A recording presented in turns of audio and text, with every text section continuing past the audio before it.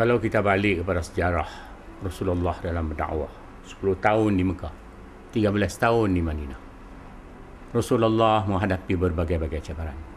Jikalau kita nisbahkan perjuangan Rasulullah, jihad Rasulullah untuk menegakkan syariat Islam ini, dibandingkan dengan kita hadapi pada hari ini, jauh, terlalu jauh. Jadi bagi saya berpendapat, kalau kita balik kepada, saya tidak ingatlah, tapi dalam bahasa Melayunya, pepatah Arab ada mengatakan, saya ingat pepatah lah, aku tak silap, bahwasanya manusia itu dia akan berseteru dengan apa yang dia jahil, dia tak tahu. Itu adalah merupakan manusia. Jadi apabila dia tak tahu, jadi dia macam-macam komen, dia beri bermacam-macam persepsi dalam satu perkara. Jadi ini adalah manusia. Jadi kita tak boleh marah, kita tak boleh mengatakan sesuatu kepada dia. Jadi dalam berdakwah ini, sebagaimana yang ada pada Rasulullah itu, Rasulullah juga adalah orang yang bersifat sabar menghadapi bagaimana Rasulullah disakiti, bagaimana Rasulullah diletakkan najis ke atas badannya, bermacam-macam lagi yang Rasulullah hadapi. Tetapi pada hari ini, pendakwah-pendakwah kita adakah sampai tahap tu? Belum lagi, sikit pun tidak ada lagi pendakwah-pendakwah kita ni yang sampai tahap yang apa yang dialami oleh Rasulullah SAW. Jadi bagi saya, kita jangan berputus asa. Jadi itu adalah satu cubaan dan dugaan yang terlalu sikit dengan dibandingkan dengan awal Islam dulu.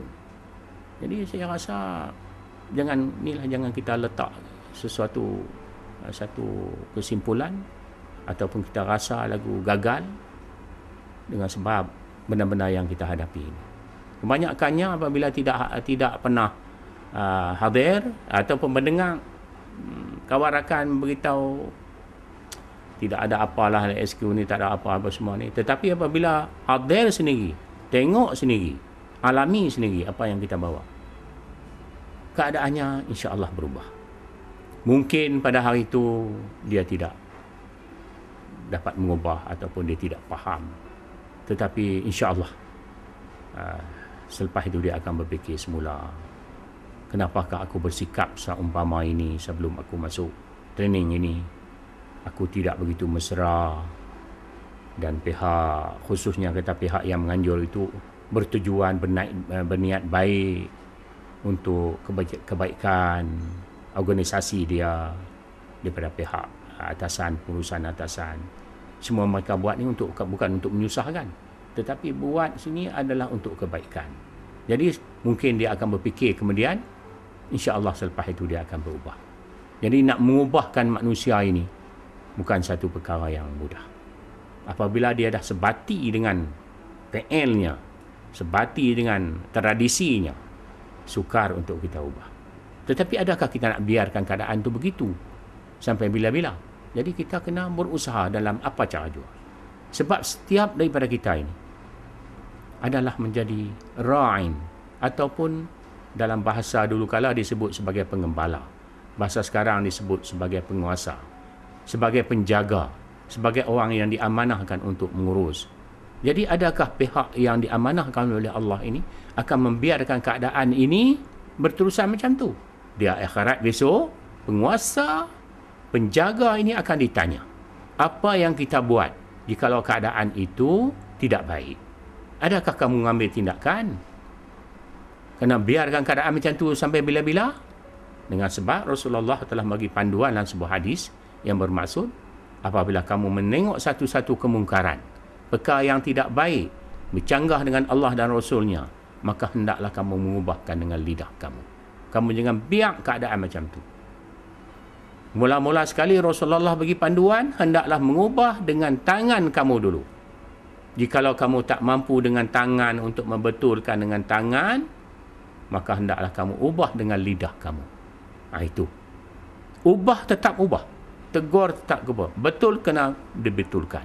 Jikalau kamu tidak dengan lidah pun kamu tak boleh nak buat, tak mampu nak buat, kamu buatlah dengan teguran dengan hati kamu.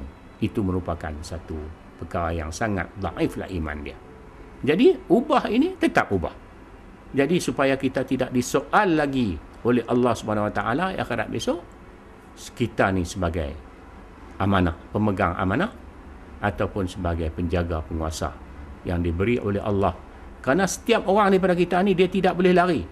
Dia tidak boleh lari. Jikalau kita kata naib chancellor, dia bertanggungjawab kepada 30,000 anak muridnya, pelajarnya. Seorang ibu bapa kepada isteri dan kepada anak-anak dia. Seorang pegawai di pejabat bertanggungjawab dalam dia. Setiap seorang mesti ada. Dia kata, yang seseorang kata, saya tak ada apa, saya tidak ada tanggungan. Jangan. Itu satu pendapat yang tidak betul. Tiap-tiap orang dia mesti ada tanggungjawab dia. Dan tanggungjawab ini akan ditanya oleh Allah Subhanahu Wa Taala. Itulah yang kita nak kena buat.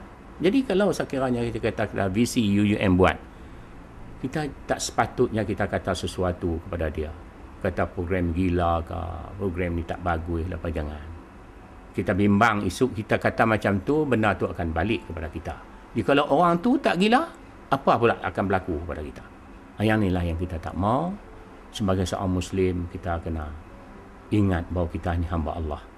Kita tidak boleh buat sesuatu yang boleh merosakkan akidah dan syariah kita.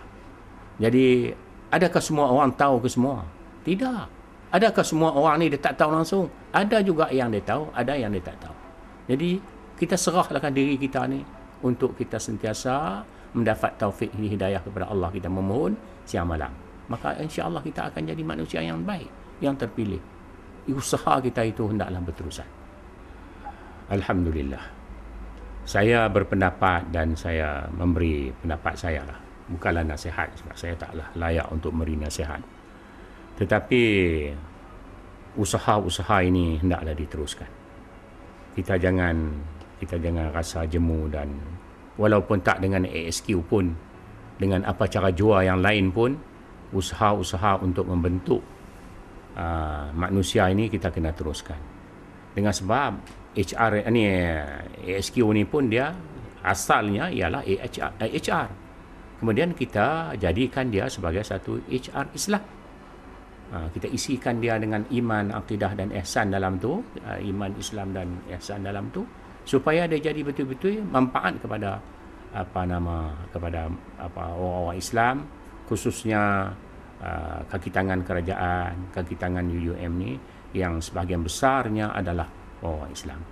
Jadi kalau usaha-usaha ini dapat diteruskan, saya percaya bahawa dialah, kalau kita nak dapatkan satu hasil yang cepat, ini adalah semua kerja Allah Subhanahu Wa Taala. Jadi sesuatu yang kita buat itu ialah kita betulkan niat kita. Kita buat ini niatnya apa?